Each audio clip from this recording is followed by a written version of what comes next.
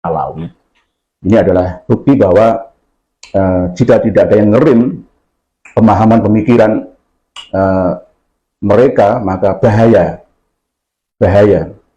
jika kaum pribumi umat Islam Indonesia ini tidak bangkit, maka lama-kelamaan generasi anak cucu kita akan menjadi bangsa yang sakit, tidak waras akal sehatnya, sakit keimanannya, sakit syariahnya, ya, akidah, syariah, tarbiyah, dan dakwahnya, akibat dakwah-dakwah mereka. Para pemirsa dan pendengar sekalian, rahimakumullah, sebelum ada kota Tarim, Nusantara Indonesia ini sudah ada.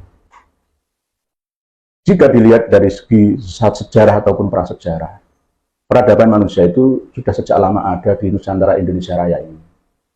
Kok tiba-tiba bangsa-bangsa baru mau mengakuinya?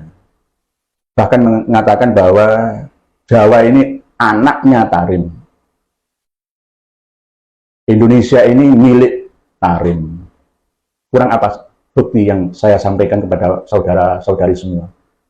Kedustaan manakah yang kalian dustakan, para pemirsa dan pendengar sekalian? Ini sudah bukti nyata bahwa mereka, kaum Alawi yang ada di Indonesia ini, mau menjajah Indonesia.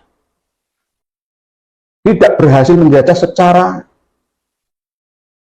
angkat senjata, tetapi dengan cara alasan adat, alasan tata krama, tapi akan menjadi sebuah ideologi keyakinan anak bangsa.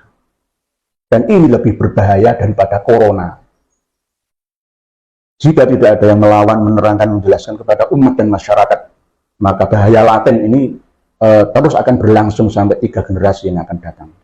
Dan bangsa kita ini akan menjadi bangsa jongos. Bangsa yang tidak mempunyai identitas diri. Karena dihantam dengan ideologi bahwa Tarim ini adalah pusatnya leluhur bangsa-bangsa para wali. Jawa ini anaknya Tarim, dan Indonesia ini adalah miliknya Tarim, Hadramaut Yaman.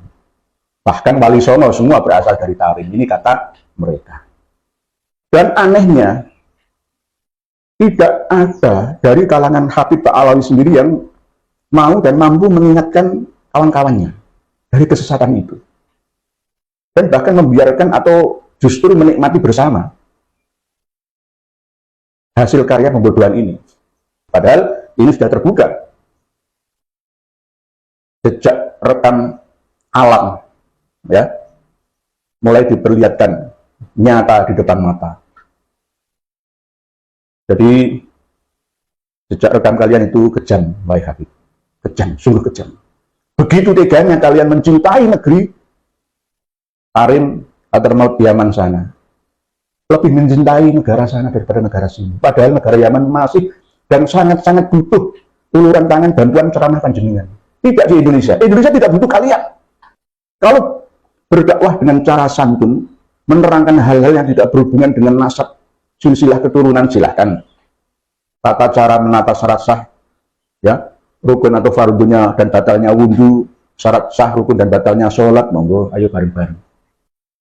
Dukung program mencerdaskan anak bangsa ini. Alinea keempat pembukaan Undang-Undang Dasar 1945. Kita harus turut serta mencerdaskan kehidupan bangsa. Karena bangsa ini tidak hidup di bumi ini sendiri, tapi bersama dengan negara-negara yang lain yang saling bersaing satu sama lain dalam ilmu dan teknologi. Kalian gembosi, kalian serang dari dalam. Kapan anak negeri ini bisa maju?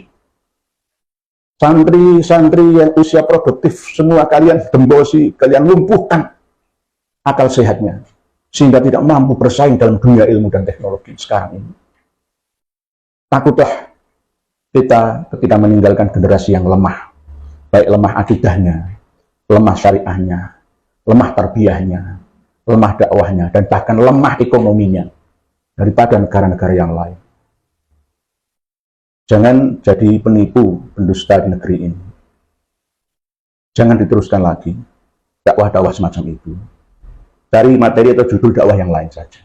Nggak usah menyampaikan doktrin-doktrin yang tidak ada dasarnya. Toh memang kalau ada dasar dari sebuah hadis bahwa Tarim itu kota yang dipandang oleh sahabat Abu Bakar As-Siddiq melalui athar para sahabat, ya silahkan. Tapi jangan kalian arahkan itu untuk menundukkan Nusantara Indonesia ini.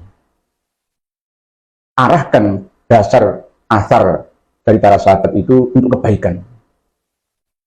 Untuk kebaikan. Kalau toh kalian semua, wahai para Habib Alawi, ingin mencintai negeri asal usul nenek moyang kalian, ya silahkan, itu hak. Tapi jangan merendahkan masyarakat Indonesia ini dengan cara kalian mengangkangi Jawa milik Tarim, anak Tarim, Indonesia milik Aulia Tarim. Para wali itu tidak hanya dari kalangan Ba'alawi, dari kalangan pribumi Umbruan, wali Mastur, wali Masyhur, wali Makmur, semua banyak di negeri ini.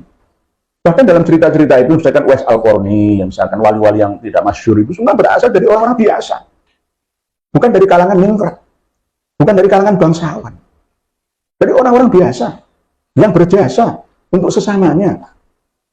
Bermanfaat dengan memanfaatkan ilmunya, mengabdi kepada Tuhannya melalui hamba-hamba Tuhan, melalui manusia sesamanya. Itulah wali. Ala inna awliya Allahi la khaufun alaihim wa lahum yahzanun. Baik di dunia maupun di akhirat, para wali itu tidak perlu takut dan tidak perlu susah bersedih. Sama seperti ketika Allah menyampaikan innal ladzina amanu wal ladzina hadu wan nasara was sabiina man amana billahi wal yaumil akhir wa amila sholihan falahum ajruhum inda rabbihim wa la khaufun alaihim wa lahum yahzanun. Jadi para wali itu umum. Pokoknya hamba Allah yang dikasihi, yang dipilih oleh Allah Subhanahu wa Ta'ala. Itu namanya wali. Jadi jangan sampai stempel para wali pengesahannya itu melalui Rabithah Alawiyah atau bahkan melalui kaum Ba'alawi. Tidak. Nanti kalau itu dijalankan, ya maka yang berhak untuk mengangkat dan memberhentikan wali itu adalah kalangan mereka.